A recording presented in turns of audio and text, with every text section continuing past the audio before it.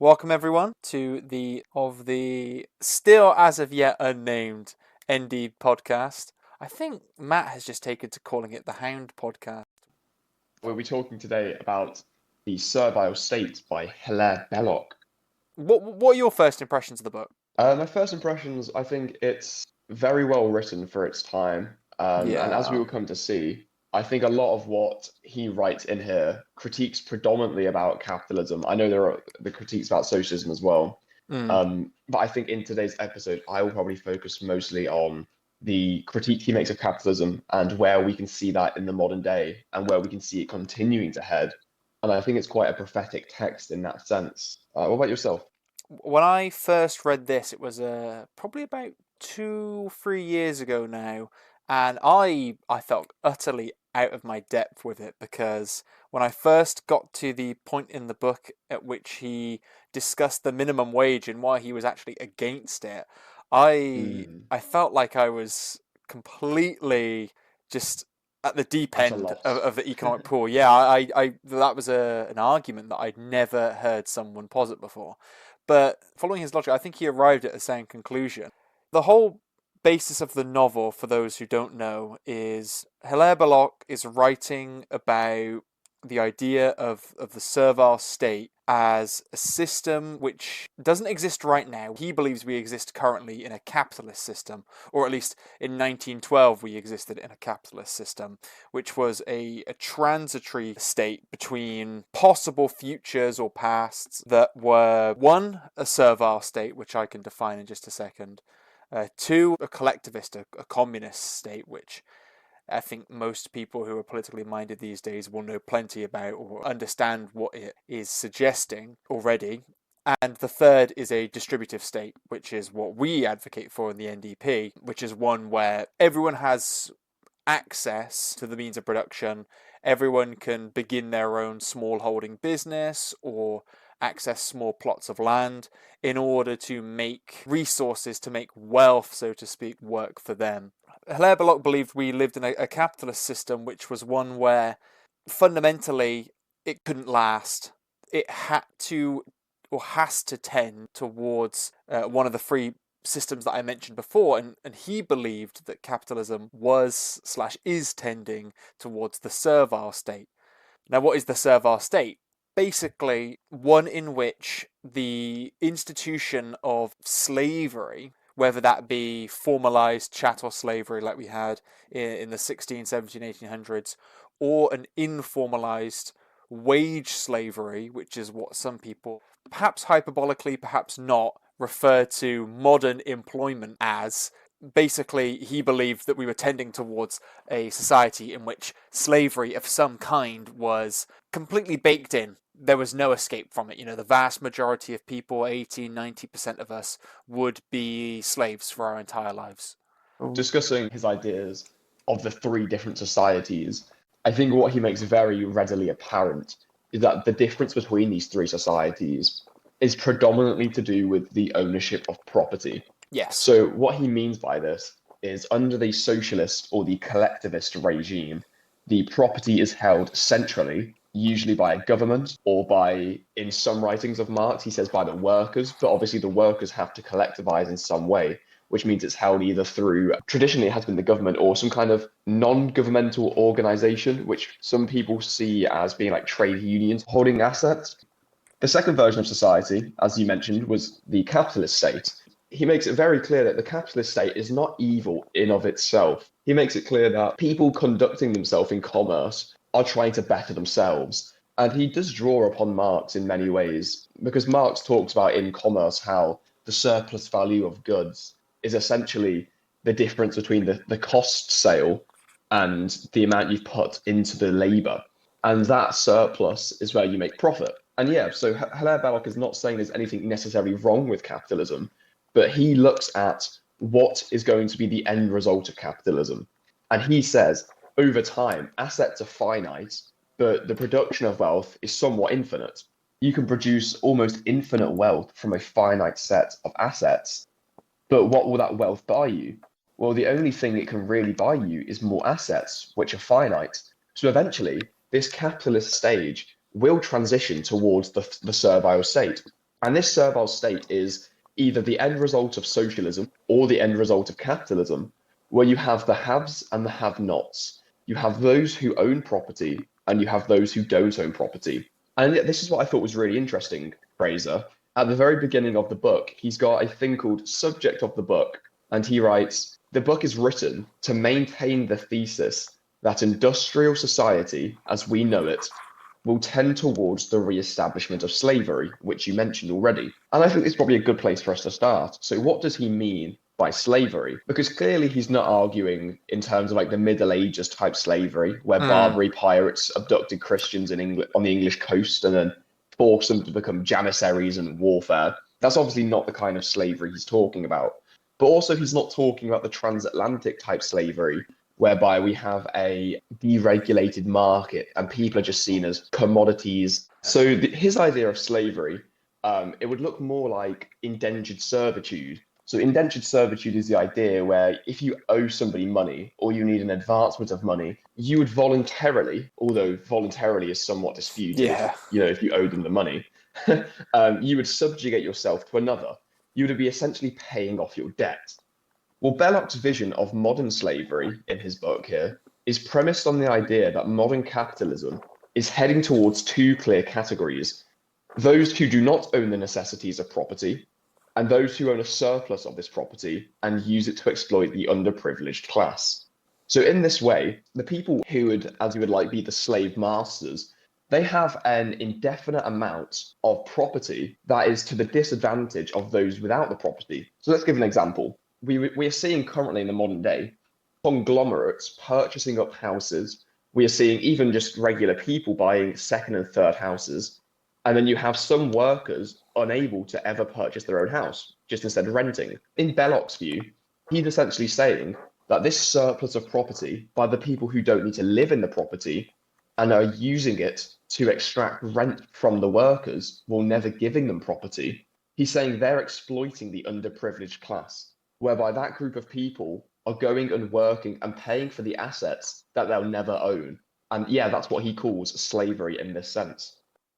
He spends the first part of the book discussing slavery as it existed under the Roman Empire, which is a good Mm, touching stone because Roman slavery was very, very different than the kinds of slavery that we said are most commonly identified with the word slavery. Roman slavery was non-racial. It was very much more just the taking of prisoners or of the poor and forcing them to do the work of the empire and then slowly phasing them out into freeholding while you bring in a new class of slaves, a new group of slaves from new wars or from newly impoverished groups. And so the slavery of the Roman Empire was very much one that was unfeeling and uncaring about what you were unless or at least so long as you were poor. It was a slavery of the poor. And so the servile state that Belloc thinks we're pushing towards is one in which, as you said, there are haves and have-nots, regardless of your race, your religion, or whatever.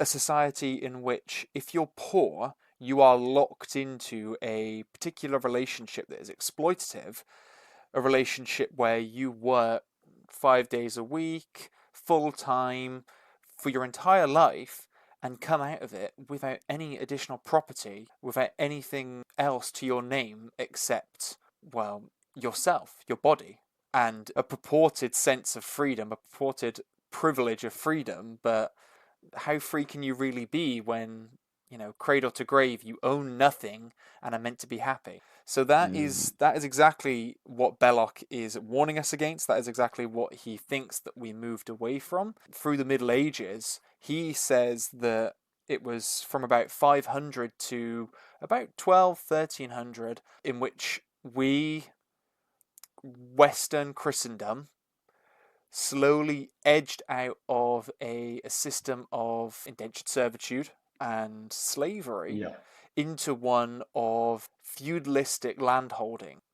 It's another point on which I found myself instinctually disagreeing with Belloc until I really delved into what he was arguing. Belloc believes that serfs, the word, the people we call by a word that literally means to serve, servus in Old Latin, they were freer than we are today, is what he argues. That the serf is freer, or was freer than we are today. Did you pick up on that point of the book? Yeah, I did actually. Yeah. And I've got something written down here. Yeah, what do you So, think of it? thinking specifically about serfs, or I think the broader point of land ownership, Hmm. historically, lords owned land in the UK, which was then worked by serfs, who got to retain the excess growth and were given accommodation and the use of land. So, if you want to think about slavery in this sense, we think of a master and a worker working together on the same piece of land, with the excess growth going towards the worker. So, there's an incentive for the worker to produce more, but there's also an incentive for mutual cooperation because the worker wants good land to continue producing more for him, and the master wants his land to increase in value to pass on to his heirs. But also, in the event of taxation, which occurred relatively infrequently, but in the event of taxation, the serf would have wanted the master to have done better as well because he would have been taxed at a higher rate. Well, in the later, 1800s, 1900s, we have the beginning of the poor relief. They would have wanted greater profits by the master because then eventually it would return its way back to helping the poor. So we have this master and serf relationship, which in some way represents the modern day employer-employee relationship. However, we don't really see land ownership in the same way. We no longer see two different entities working together for the same piece of land where eventually they both help each other. So let's look at this. There's a growing wealth divide in the UK. The top 1% now own more wealth than the other 99%. But this wealthy group do not indefinitely hold their wealth as currency. Like we said earlier, what is the point of having wealth if it's of infinite quantity? Because eventually it gets degraded by inflation. So the way that you can counteract that is by holding assets, because assets are finite. So what we're seeing this is investment in land ownership. The top 50 landowners in the UK, so just the top 50, they now own over 7.3 million acres of land. And this represents 12% of the total land of the UK. Does that include the government? Does that include the Crown? Yeah, so the Crown, I believe the Crown is the largest holder still, the Crown Estates. And you've also got stuff like the Ministry of Defence, which owns substantial amounts. But there's also, this is why the point I was making, the important part, it's no longer the case that it's for mutual benefit of the worker and the employee, or the serf and the master. The 48th largest owner of British land, for example, is the Al Maktoum family of Dubai. Now, what's the issue with this? Well, inherently nothing is wrong with people owning land, but if these people are resident outside of the UK, then any profit they generate that is no longer being taxed in the UK and being rerouted back to the workers. So the workers lose their benefit of working harder because the surplus value of their labour, which goes to the master, is now being extracted from the UK as a whole. And this is not a singular phenomenon.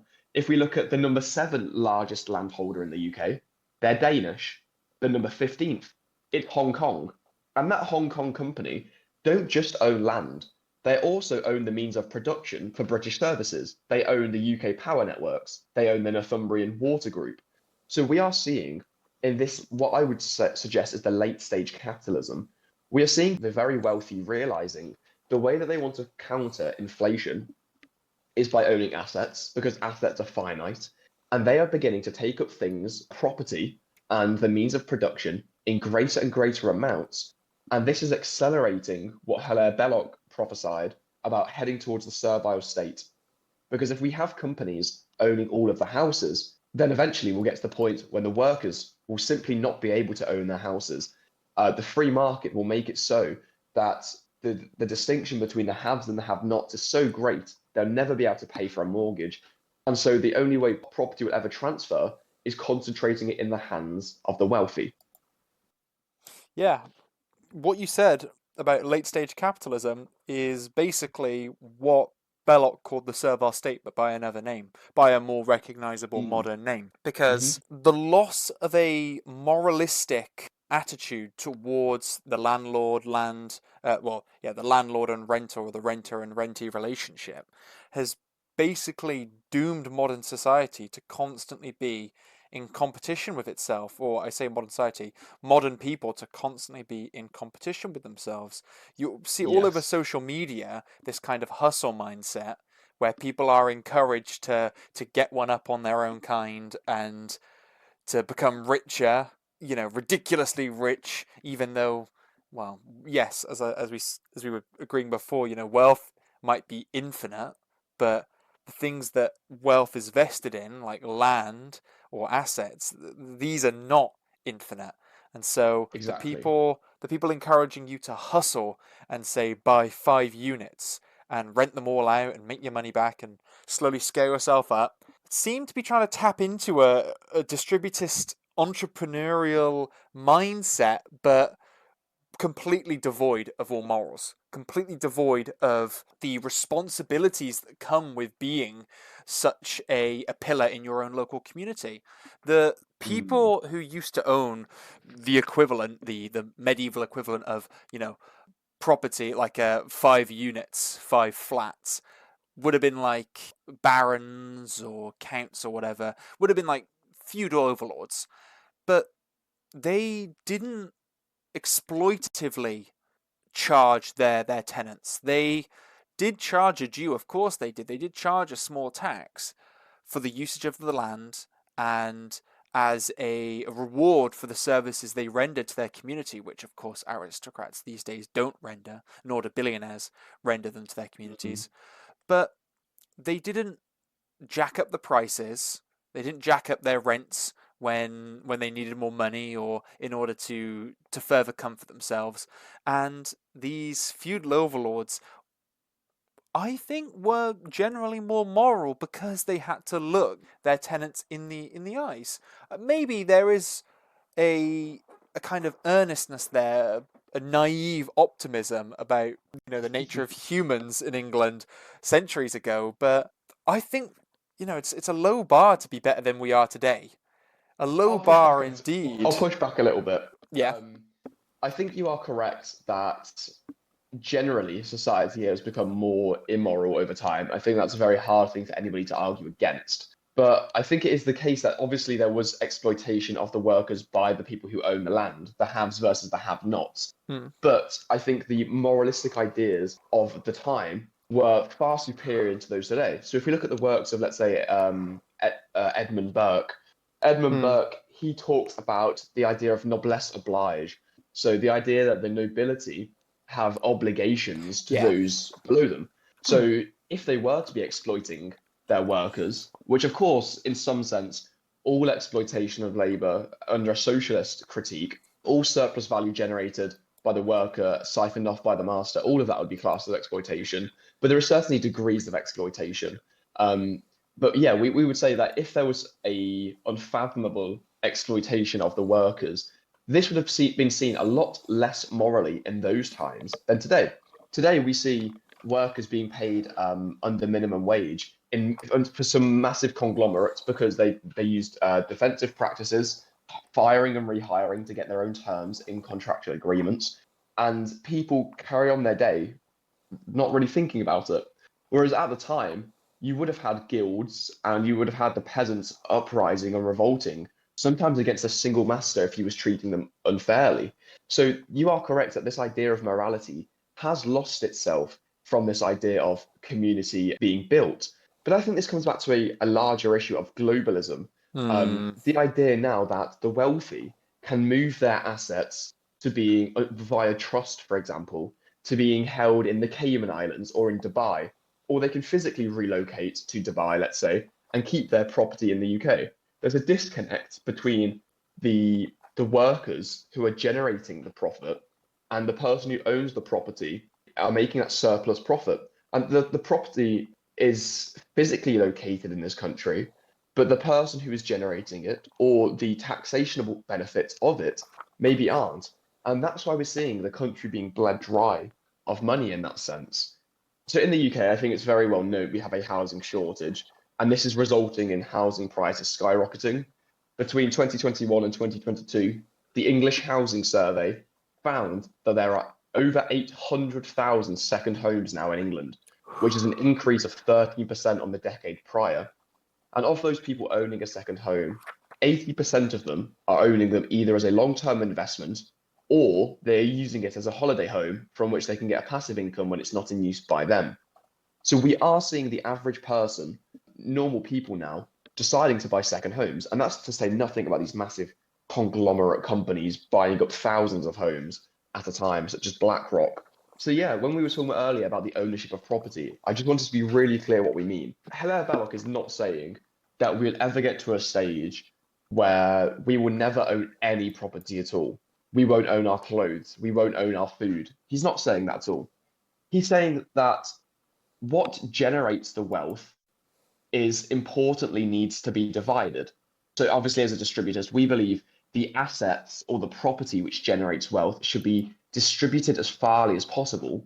So everybody can, in some sense, be somewhat self-sufficient. Everybody can generate their own means of production, and the kind of your future is in your own hands. What he's saying, though, is that these assets or these properties which generate profit or generate some kind of material wealth, he's saying these are being concentrated in the hands of people who are then using it to purchase more of itself and more of itself until we end up in a situation where the assets which produce are being held by one class and the assets which consume are being held by the other class. So, for example, the underprivileged class, they will own their clothes because their clothes don't inherently produce wealth. They might own their own food because they consume their food. It doesn't produce wealth. But things such as housing, things such as water, things such as the right to walk in certain areas, the rights to this, the rights to that, all these different kind of rights which generate wealth, they will be held by the upper class. And yeah, I just wanted to think of what your thoughts are, Fraser, specifically when it comes to second home ownership. Is this a prophecy of Belloc we're seeing unfold? Ultimately, you own a house to have somewhere where you feel comfortable, where you feel safe, and where you can raise a family. That has always been the purpose of owning a home. And so for people to own second homes is almost a betrayal of the natural way of things, because Mm, without adultering, you can't raise two families at once.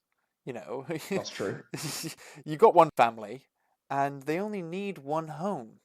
And so it is a matter of great privilege to be able to choose between two homes at a time when many people don't even have one. Or if they do have one, then they struggle. They struggle mightily to keep it. And when you start getting to the point of third or fourth or fifth homes, or you find companies that own hundreds and thousands, it just, well, it stresses itself to the point of farce, really. I was going to ask you, do you think this represents the inherent greed of some people, or do you think this is people seeing a finite resource which they can exploit, regardless of the moral implications? I think this is a reflection of human nature, Mm, in the sense that if you tell 10 people that there are, well, there are 8 things that they may possess between them, yeah, and you make it a very, very, very important matter to them, then you will naturally watch them scramble to grab a piece for themselves, even if that means the exclusion of 2 of their own. of course, yeah. You know, the world, the modern world has drawn our attention to the housing crisis and to wealth. Yeah, less the housing crisis, more to wealth in of itself.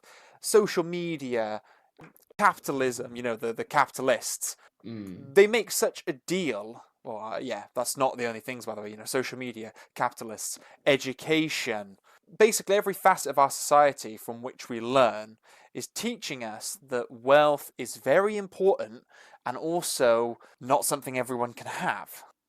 It's completely understandable when people are entering into the world as adults and thinking, I have to, by any means, claw out my own piece of the world.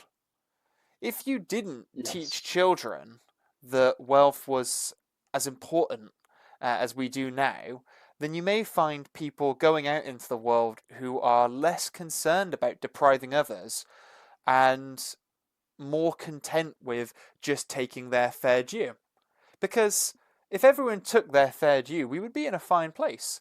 There would be plenty of Hmm. wealth for everyone. But because we have taught people that wealth is something to be fought for and struggled over, you have some people who are really pushing themselves to accumulate wealth, and as they get ahead, they're able to get even further ahead, as we've seen with millionaires and billionaires. And they now, because of their Exponential belief, growth, isn't it? yes, because of their belief in the importance of wealth, have gotten themselves to a point of exponential growth and unchallengeable power and influence over our society. Belloc talks about, you were saying that in the last 50 years, the ownership of land and wealth by billionaires in the UK has gotten far more egregious than it's ever been. You know, we're looking at, was it 99%? 99% own less than 1%?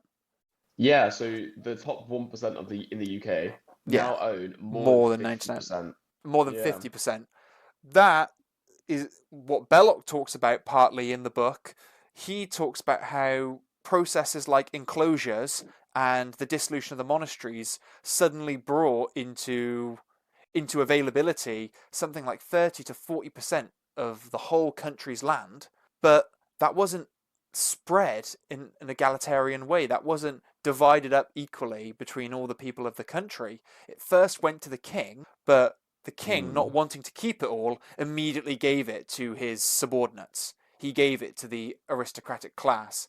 And though the aristocratic class has mostly gone away, there are still vestiges of it, and they still own massive amounts of land, Oh unequal yeah, to the contribution they make to society. don't get us wrong. Some of those, the top 50, some of them are Yes, yeah. Private massively aristocratic families. aristocrats. Yeah, Yeah. so it does persist in that way. For example, I believe the private grouse hunting. That's what like there's a group which owns predominantly most of that area, and that's in the top 50 of the largest landholders. So there are some incredibly wealthy aristocrats who own a lot of land. The point basically is that because we have taught people that money is the be all and the end all, of course people have clawed and fought and killed each other for it. If we didn't teach people that money was the goal in of itself, then perhaps people would be more willing to concede small amounts of it to their fellow man, and we would all be much better off. And the issue with the sudden availability of all the land, like the enclosures and the dissolution of the monasteries, or today with the massive sale of houses and the decision by many to rent rather than buy, and the Yeah. privatization of home building, all of this is repeating that sudden change in the demographics of property holders essentially, and we're seeing another massive shift towards small group owning everything. Yeah, and you mentioned there that we're taught again from a very young age that essentially the entirety of life is about ownership. And you are correct. We've moved into this capitalist society or this hyper-capitalist society, and we have had it put upon us that we are to consume and we are to own, and there is nothing really in between. Um, and this is exactly what Belloc imagined, a society where a finite number of assets would over time be concentrated into the hands of an upper class, all thanks to capitalism. And what do the people do not own? They consume. The underclass become a commodity in of themselves. Their labor is exploited for profit. Their rent is exploited for profit. Their water and gas is exploited for profit. Their clothes and commodities will be purchased on credit. And we're actually seeing that now in the modern sense. We're seeing the use of buy now, pay later schemes. Mm. We are seeing this idea that people, this underclass and society, they are a commodity in of themselves, and every aspect of the workers' lives are turned into ways of making money simply by virtue that one class has and one class has not. But what about the consumer's free time? Because surely you can't exploit people when they're not working or buying. Well, this capitalist society certainly has tried. You are the commodity. You browse the internet. Your data is exploited by big companies. Again, you are the commodity. Everything about the worker's life in the modern day is about exploiting them, whether they're buying or whether they're simply existing. And you mentioned again the fact that this is based in a capitalist society, and I think this is what separates, I suppose, the socialist model, which leads to the servile state, rather than the capitalist model, which leads to the same place. Under the capitalist system, where there's this egregious minority class over the larger class, well, it makes sense that the more people there are in society, the more we can dilute the ownership of that underclass. So what do I mean by this? If there are 10 people in the upper class and 10 people in the lower class, and they own wealth roughly 50-50, then they're all equal. But if you've got the 10 people in the upper class owning 50% of the wealth, but now 100 people in the underclass each owning 50-50 of the wealth, well, now that underclass has to share more of it between each other, and they've diluted their ownership. That's not only important in terms of having a greater wealth divide, but also the bargaining power is now greater between the upper class and the lower class. When it comes to wages, those who are the haves, they are in a much stronger economic bargaining position to get labor for cheaper. And when labor is cheaper, they extract more of the wealth and they're able to increase their financial position again. So the entirety of the capitalist system is seeing the wealthier becoming wealthier. And even if the poorer aren't getting poorer, although in many cases they are, by virtue of the fact that the poorer class are growing in number, they're diluting their share of wealth, which again makes it easier for the upper class to exploit that labor and therefore compound their growth and therefore lead quicker and quicker to this servile state. But before we move on, Fraser, I think it's important to explain to those listening why this is not simply an argument for socialism. Why is Hilaire Belloc making these arguments against predominantly capitalism? But why is he saying that socialism is not the answer to this? Well, it's because fundamentally, socialism is a reflection of capitalism. It's the opposite side of the same coin. If you think Yeah. of capitalism as the investment of all property or a great amount of property and wealth into a small group of private businessmen, as I think is a fair definition of capitalism, right? Yeah. Big businesses, a small group of businessmen, they own the majority of wealth in the country. Socialism is swapping out those businessmen, that small clique of industrialists, for bureaucrats and civil servants. All you're doing Mm. basically is taking all of that wealth and all that property and all of that power and giving it to a government and saying, because you have a democratic mandate or some kind of claim to the sovereignty of the nation, or to be the representative government of the nation, well, not representative in most cases, but you have a claim to be the government of the nation, you therefore should have all this power. And both of those things do not function well. They both end up exploiting the people beneath them, because as we've seen today, a government that cannot be checked, like the Labour government or the Conservative government of the last 14 years, a government that cannot be checked is a government that can endlessly raise taxes, that can endlessly open loopholes for its own members, that can bring the hammer of justice down harder on dissidents while lightening its load on people that it deems either politically conducive or who it doesn't want to shine the light on, because that would expose the hypocrisy of the government in some way, as we see with light sentences being handed out to many of the grooming gang perpetrators, the rape gang perpetrators. These abhorrent Yeah. individuals who deserve to not even be in jail but under it are receiving lighter sentences than those who participated in the largely peaceful riots that took place in In the Southport. summer. Yeah, or in the Yeah. summer, or in that same summer, and you call them riots, but again, that's just another way the government and their appendages, which is social media, but also legacy media, the way they try to portray the unrest of regular working class people in order to delegitimize their concerns. And that's just the kind of thing that Hmm. happens under capitalist systems and under socialist systems. The Bolsheviks didn't care for restive peasants who didn't agree with collectivization. They just gunned them down. And now what we Yeah, have true. is, in our capitalist system that is slowly but surely tending towards the servile system, we have a government that is using its riot police to beat down protesters and arrest them and put them in jail for years on end, to dehumanize and deprive them, Mm. all just to prop up a system that exploits the working class people fundamentally.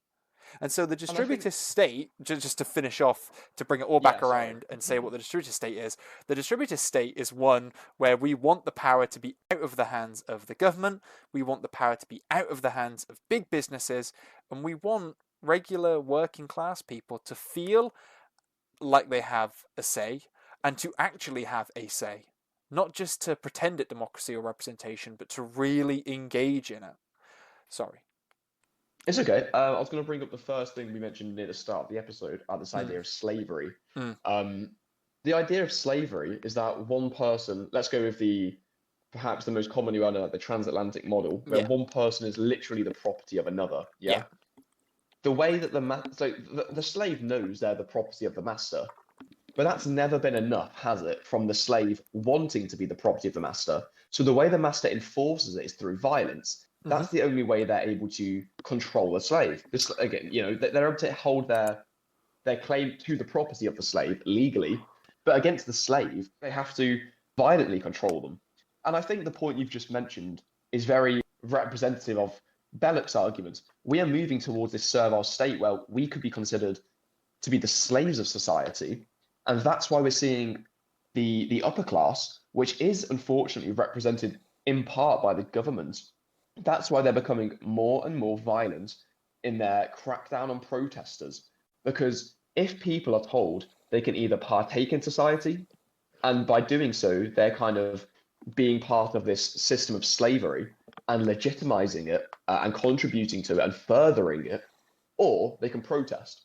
Well, that's the same dichotomy the slaves were in. The slaves could either recognize themselves as the slave underneath a master, or they could try and escape or try and not partake in that system, in which case the only natural recourse of action of the master was to beat them or to exert some kind of violence. And that's what we're seeing with the police state we're heading towards, with more and more cameras, more and more violent attitudes of the police, more and more. So currently, this year in the UK, for example, I believe we have something like 40 or 50 police forces. But the government is actually conglomerating them into, they're trying to create a single unified national police force. And they said they wanted to do this because they were scared of summer riots kicking off in England. So the upper class in society, they can hear the grievances of the workers, of the slaves, if you want to call them that. And instead of listening, instead of setting them free or giving them better working conditions or enabling them to own their property the way they see fit or giving them better conditions for living, their first instinct is they're trying to escape the system. Let's fund the police and let's hold them down. Let's beat them into submission. So that's what I thought when you mentioned that was a really interesting argument. The other thing I wanted to say was about the difference between distributism and socialism. So under socialism, there's the idea of class consciousness or endless class conflict. The idea that classes are endlessly fighting, and Marx believes eventually they'll see the workers win and create a system that is for the workers, by the workers, and of the workers. But distributism isn't like that. Distributism sees those producing the wealth, who are the workers, and those who own the assets to produce that wealth as hopefully one and the same. They want to spread the means of production as far as possible. They want to spread the ownership of assets of property as far as possible. This is different from socialism or capitalism, which concentrates the property.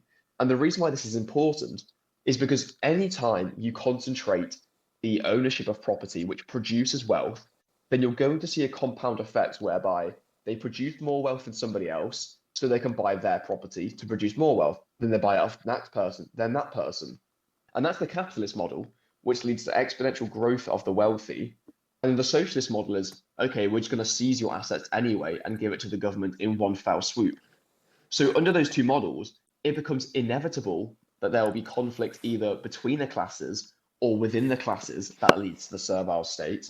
Within the distributist model, because the ownership of property is so widely distributed, there'll be no, or there should be no avenue for those producing wealth to ever outcompete their fellow kinmen so much that they can then exploit them through the means of production and take over their property and then exponentially grow in that sense. So I just wanted to mention that's why I believe Belloc is arguing for the distributor state in this sense. Yeah. Yeah, at no point will in a distributive state, the employers be able to transform the nature of the employer-employee relationship from one of trading labour for money with equal respect to one where the employer essentially owns the labour of the employee, and that employee receives a small pittance in return just to live. And it's Yeah, I've got a question for you, Fraser. I've got a question. yes. Do you think it's, again, this is, I guess, is quite a self-answering question, but it will lead on to another question for you. Do you think it's easier for a slave to rebel if they know they're a slave or if they don't know they're a slave? That's a good one, actually. Where did that come from? What?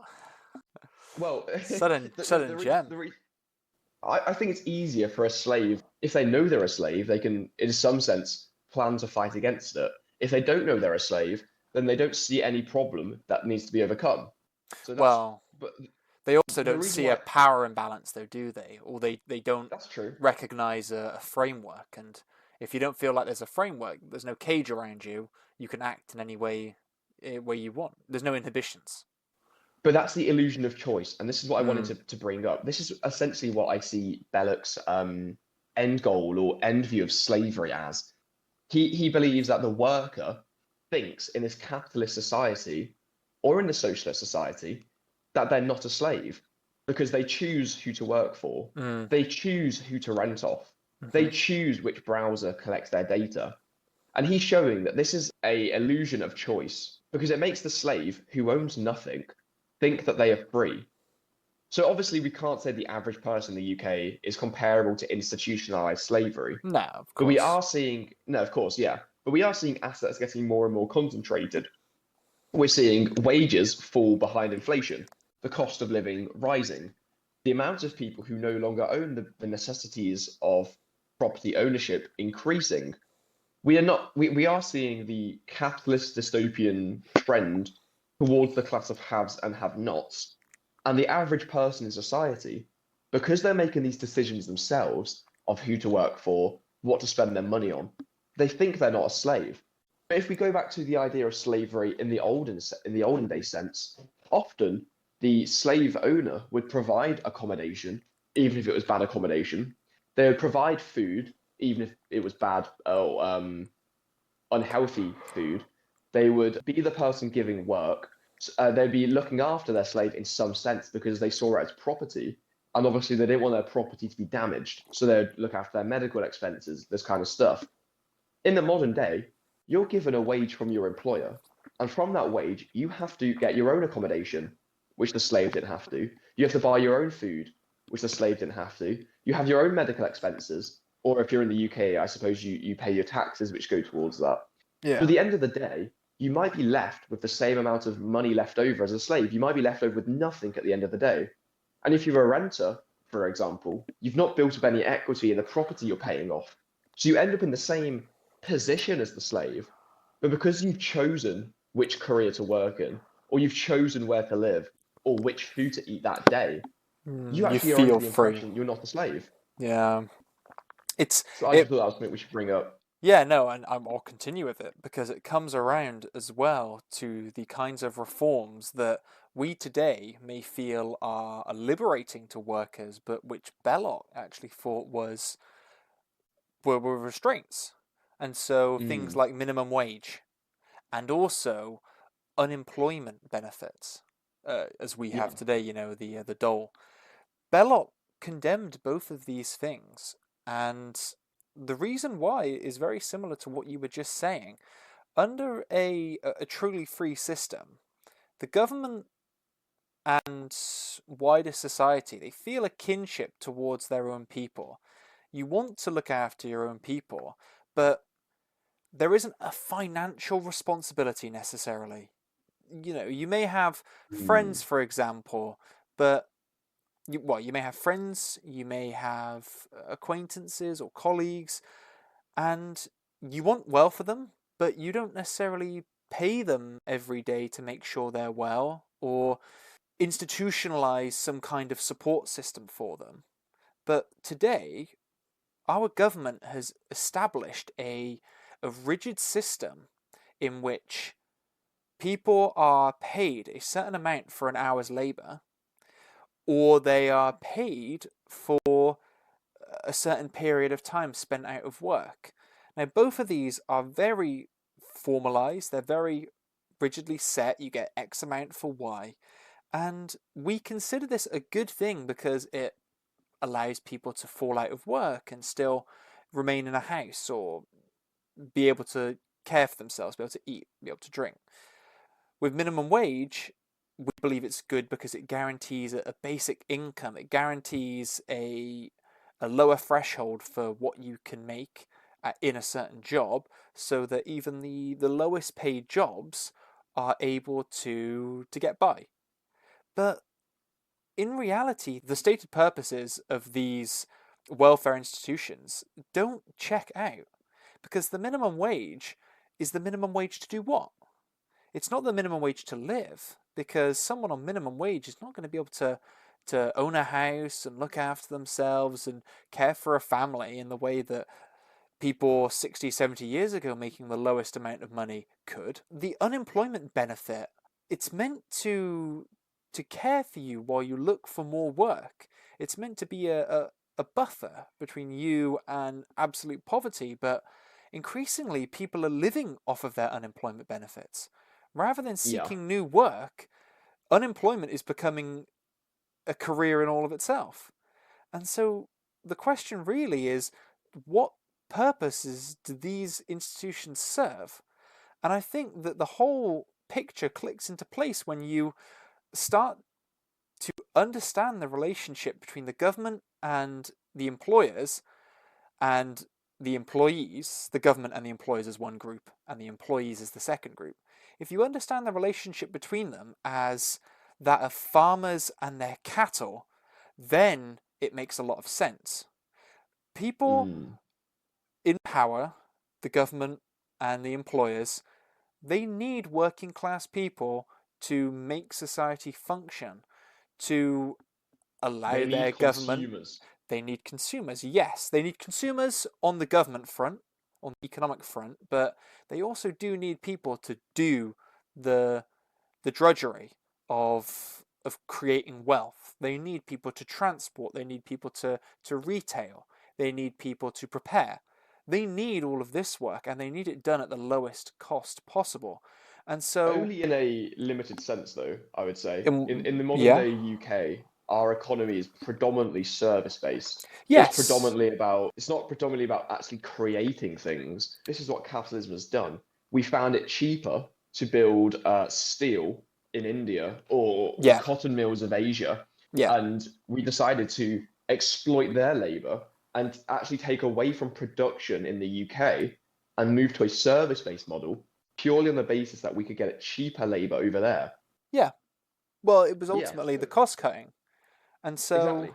yeah, well, the thing is, though, is no matter how much you cost cut, the labour still has to be done by someone. In that case, Yes. we found that we could make, third worlders do the work, South Asians or Southeast Asians or whatever. We could make them fulfill that cattle role. But nowadays, with a large service economy, and the nature of the service economy being something that has to be face to face, really, or at least it must be face to face now before they fully implement artificial intelligence and robotics. Mm. There has to be something in our country that is done for this wealth creation or this facilitation of wealth creation, that would Yes. be the transport of products from depots to retailers, and then the sale of retail or retail items to consumers.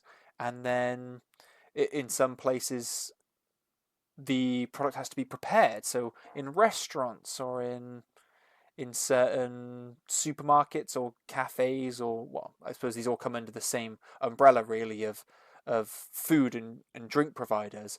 The Someone has to prepare those products in that case. You don't always Notice just how buy this the is sandwich out services, of though. a.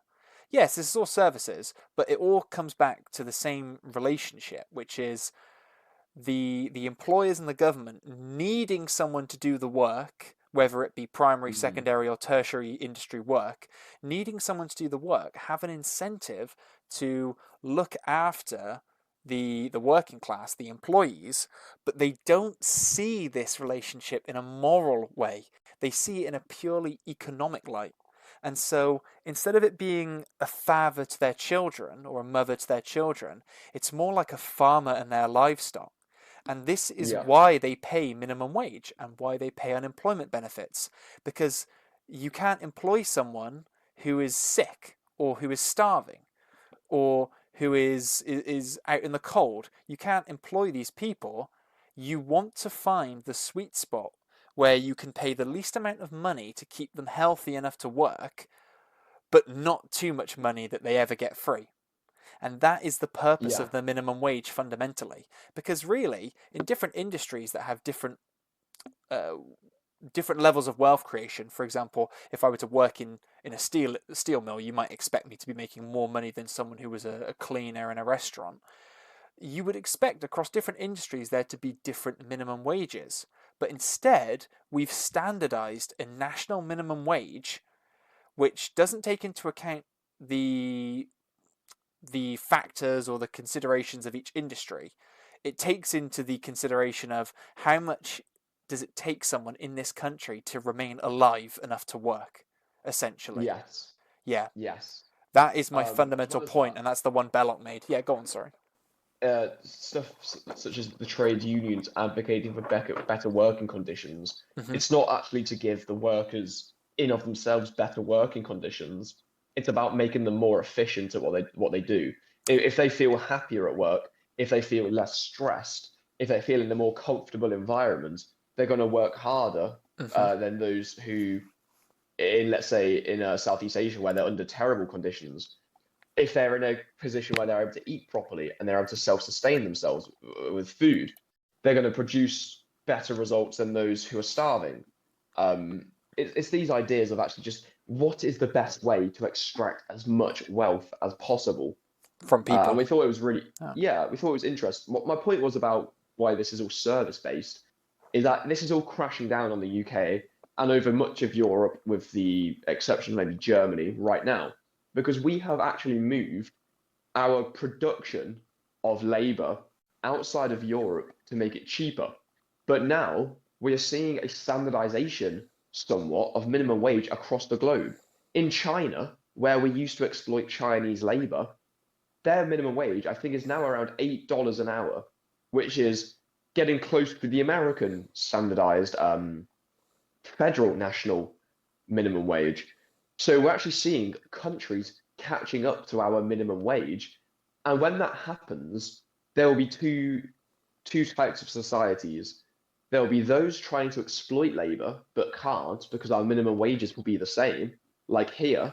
And there will be those which don't need to exploit another nation's labor because they have the means of producing wealth themselves. And this is a massive problem for Western nations, especially places like Britain, because our coal mines are shut down. Our steel factories, our needle mills, our hubs of manufacturing are all closed down. And when we have a standardized minimum national, well, a minimum international minimum wage, we're going to see that it's actually cheaper to produce in your own country. Because if it's the same cost to build a needle in the UK or China in terms of wages, the only difference is one, infrastructure, and two, shipping. Well, if you're producing in the country which requires goods, it'll be cheaper shipping because it's instead of shipping it around the world, you're driving it from A to B. And also the infrastructure. If it's if it's more cost efficient to drive on better roads in terms of fuelage, you'd rather be in the country producing it there. So you'd hopefully be seeing a return of manufacturing to westernized nations. But in fact, this is not what we're seeing at all. We're seeing a cost of living crisis. And why is this happening? Well, the governments now owe so much money. There's two ways the governments can reduce the debt. Two real ways governments can reduce debt. They can, one, pay it off, which we know they can't do because right now we are actually spending more per year than we're bringing in terms of income tax. So how are we supposed to be paying off the debt when we're not earning enough to even pay for each year what we're spending? So that's off the table. What's the only other way we can reduce the debt in real terms? Well, it's to make the debt devalued. And what we mean by that is if the debt today is, let's say, £1 billion, but then by next year there's been 10% inflation, well, the real value of the debt we now have to pay back is 10% cheaper. So what we're seeing is nations, and all nations to some extent are massively indebted through quantitative easing, they are now actually promoting inflation to lower the debt burden so they can borrow more. So, and then this inflation, which is beneficial for the government to lower its, in real terms, its debt, it's terrible for workers whose wages are eroded. It's terrible for consumers whose bills and cost of living go up. And that is the two classes of the system of the servile state. We've got those who have and are okay with the inflationary effects, and we have those who have not, the consumers, those who are impacted by inflation. And that really is the position the Western nations find themselves in today. I don't know if you have any thoughts on inflation being mandated by government spending. Well, I think that the way we have wealth creation set up, the the central bank being able to issue new wealth whenever it wants, without oversight, without legislation, that feels wrong to me. Because Yeah. ultimately it's the remit of the whole country. Our economy is here to serve everyone, and it's not just something that the government should administrate entirely by itself. I think that there's going to need to be a real hard, long look at how the Bank of England functions going forward. Going into a nationalist society or a distributive society, and Hmm. probably a complete overhaul of it to say, no more of this mass printing bollocks. You Well, have I think to. most Something has to be done academics will about actually that. agree with what I said. Most of them Yeah, yeah. agree that inflation now is intended by the state. Most academics agree with this position. This is all intentional.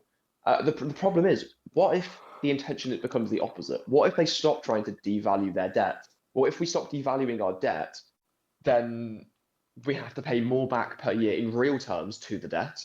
Hmm. We have less discretionary spending. Less discretionary spending means we can't borrow at cheaper interest rates because we're now seen as a more risky country to lend to. So then they increase the interest rate on the debt we do take out, and all of a sudden we're spiraling backwards, which leads to inflation anyway. So we really are stuck between a rock and a hard place between where we need inflation and where inflation is killing the working class. And this is the reason I brought the point up. It's because we've moved the manufacturing, the actual creation of wealth, we've spread it to countries which do not benefit us. In Mm. the same way with land ownership or property ownership, that, like we said at the very beginning of this episode, there's a disconnect now between the renter and the person who owns the house. If they're paying their tax in a different country, for example, whereas the surplus value of the rent extracted from the worker is being sucked out of the country. So yeah, that was just something I wanted to point up. That's the end of my notes, by the way. Yeah, I've mostly been going off basically just straight memory and some notes, mostly about things that we've covered, like the transformation of rent from a respectable contract to pure exploitation. The phrase mortgage in French meaning death contract. I suppose that tells us all you need to know about what modern day ownership actually is like. That's how have I never noticed that? That's very true. Why? Yeah, the word mortgage in French is Yeah, death contract mortgage. because a 50 years of paying interest, compound interest, was seen as a death contract. Like you'd be Yeah, stupid to be paying that much money in interest to a bank. yeah, You'd be essentially selling your life away. yeah. So yeah, that's where the word mortgage comes from. Wow. A little etymological lesson to cap off the episode there. Yeah. Well, I guess we can put that in perspective of America. Their response to skyrocketing house prices, Trump wants to introduce 50-year mortgages, which would I think I looked at some. I think it was Dave Ramsey. I think he said on like a $500,000 house, if you go from like a 40-year mortgage to a 50-year, no, like a 30-year mortgage to a 50-year mortgage, you end up like your monthly payment ends up being like 200 less a month or whatever it is, which isn't a huge amount really, but you'll end up paying like almost double in terms of interest overall. So you're paying it for twice as long, but you're only paying 200 less a month of like an $1,100 a month mortgage or something like that. Ridiculous. So yeah, that truly would be a death contract. Yeah, that is ultimately the way society seems to be pushing itself, increasingly into the sign this and engage in this long-term economic process rather than a no, I'll just pay here now and get it done with. There's only Basically, one. well, as I said to you, it's sorry to cut you off. It's like It's okay. it's like farming cattle. You don't Yeah. if you've got a cow, you don't kill the cow on day one. What you do if you're a farmer or in the modern world, if you're an employer or a government bureaucrat, what you do is you make sure it provides milk its whole life. And that's Yeah. why working class people are treated the way they are. If they could get out of all their obligations or they could escape their trap in one day with enough money, then you would see that happening. You'd see cows walking off the field. But instead, Mm. what we have is basically a an attempt to make every single economic interaction in society just another way to fatten us up, to be milked, and eventually to be slaughtered. To eventually be Yeah. slaughtered because inheritance tax exists, and there's plenty of taxes on the sale of your property. So even if you do end up owning a house, but you decide actually I'm going to move somewhere else, boom, they're thinking of doing exit taxes from the country now, which I think is insane, insane.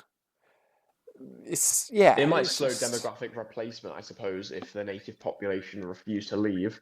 But But will it's that not. really ever happen? Yeah, but it's No. not. It's not like working class people who are leaving with massive amounts of money. Yeah, It's that's like true. super billionaires are leaving with loads of money, and so I mean, probably most of them are already foreign anyway. I'm Yeah, in terms happy of for tax them to go. status. Yeah, yeah. Well, there are plenty of native British people leaving, but they're not the kind of people we should be exit taxing. They've probably got less than 50 to 100 grand in assets anyway. But They're many of the them aren't people we need leaving to keep. anyway. Many of them are remaining in the country, but for tax purposes, they're in a different country. Oh, Um, really? Oh, that's interesting. yeah, What, the people non-dom going to Poland? status. All the people going to Poland, for example? No, no, no. So like, if you're a very wealthy person who wants to live in England and you're ethnically English and you've always been here, you can still live here, but you can have your company structured so that they pay tax in a foreign country. So you're counted as maybe a resident or you've got a passport, let's say, to another country. You're a citizen of both countries, but you live in England and pay taxes in the other country because it's a lower tax rate. Hmm. Interesting. I Yeah. kind of get it, I Uh, think, yeah. yeah, it's just another way of To game the sucking. fucking system, yeah. Yeah, like if you've got that much capital, you're probably producing wealth in some capacity, even if it's just through interest from a bank, and that should be taxed. If it obviously reached the threshold for the super wealthy, it definitely would, and feed into the system. But no, it sucks that out to a different country where they pay a lower tax rate. Yeah. But anyway, I believe that brings us to the end of today's episode. We're about at time, yeah, so we can start wrapping up. A couple more minutes if you want. Yeah. But, yeah. No, I think Belloc wrote more about distributism as well. He wrote something 20 years after called the Restoration of Property, which I'm actually working on getting a copy of now. I'm going to see if he updated any of his standpoints and developed them, further. But I do think that, well, we both think it seems that a lot of the things Belloc was saying were prophetic and remain relevant even today. I would agree. Would you agree that it is a book that people should read to understand the modern capitalist system? I think it's a tough one. The majority of people in the distributor circles no longer agree or don't believe it's, for example, that abolishing the minimum wage is a practical, or at least a unified minimum wage, is actually a practical fix to modern problems. So I think you've got to really, if you are going to read this book, read it in its context, understand the principles that are being applied, rather necessarily than policies being advocated for, because the modern system of England, which is based now on services, is very different to when it was written, being predominantly manufacturing or production of wealth. So yeah, it's a very good book to read as long as you're abstracting the principles rather than the actual policies. I think it's a difficult read for new time readers. I think distributism as a whole is a very intellectual exercise, but I think it also makes sense. The idea of national unity, and where socialism promotes class conflict, and where capitalism proposes, well, conflict with everybody through capital, through nationalism or through distributism, we actually have class cooperation. And I think that makes the most sense out of the three. I think distributism, at least the principles behind it, the practicality of it is difficult because it's never really been realized, or at least the realization of it, which was the feudal society, has been demonized in a lot of ways since. And arguing to go back to that with feudalism as the kind of example, as the exhibit A, might not be so popular. But people should read it, and they should consider the principles and the ideas, because they are strong. And if we can inform a future society with them, something that goes beyond feudalism, beyond capitalism, beyond communism, beyond everything we've had so far, and create a state that actually does truly cherish its people, well, that's all we want, really. That's a goal in of itself. For winning. Well, yeah. Well, it's winning. What is winning in this context? It's just allowing people to live happy lives, really. Yeah, eudaimonia, as St. Thomas Aquinas would put it. Pardon? What did he say? I said eudaimonia, as St. Thomas Aquinas would put it. The idea of a life well lived. Yeah, flourishing of the soul. Or eudaimonia, however you want to pronounce it. He was building on the works of Aristotle. So eudaimonia it's like the telos, the end goal of humanness, which is flourishing of the soul. Interesting. I need to read more. I need to read more Aquinas, because he had some. If you're still listening to the podcast, let's hope you have a flourishing life of eudaimonia. All right, calm down, St. Thomas Aquinas. We will actually wrap up, though, on that note. To all of those who have stuck out the entirety of the episode, despite the droning on of myself, only myself. Sam, you are an engaging host. Thank you, and we look forward to having you around for the next episode. If you found yourself resonating with any of Belloc's principles or beliefs as we explain them, then I think that you should look into the National Distributist Party and see if you align with the rest of our goals and our beliefs. This is the kind of England that we want to establish, an England in which everyone has access to property, in which everyone can live a happy life regardless of their economic status, so long as they're obviously British. And if you want a copy of Hilaire Belloc's Servile State, I can recommend Old Speak Bookshops stocks it currently, as they stock a lot of distributist texts. For a full list of the kind of texts that we recommend people who are interested in distributism to read, you can go to our Instagram, which is just the national.distributist.party, and find our full reading list, most of which is stocked by the Old Speak bookshops. And if you have any questions about the party, you're always welcome to reach out to myself on Twitter at GloucesterPatriot, or to the party Instagram or the party Twitter, which you can find again at the national.distributist.party or at National Distributist Party on Twitter. That is everything from me, at least. Sam? Yeah, the only other thing I would say is if you want to look at perhaps modern issues or modern works of non-major distributist authors, we also have a Substack where we have some very talented writers who write on a range of issues, if that is what you'd like to look at. Yes, and most of those articles on the Substack do find their way eventually into our quarterly party tabloid, The Hound, which you can find on our website and which you can buy copies of through our shop. As long as we stock it, at least. Yes, sorry, you finish, Sam. This is goodbye from me. Goodbye.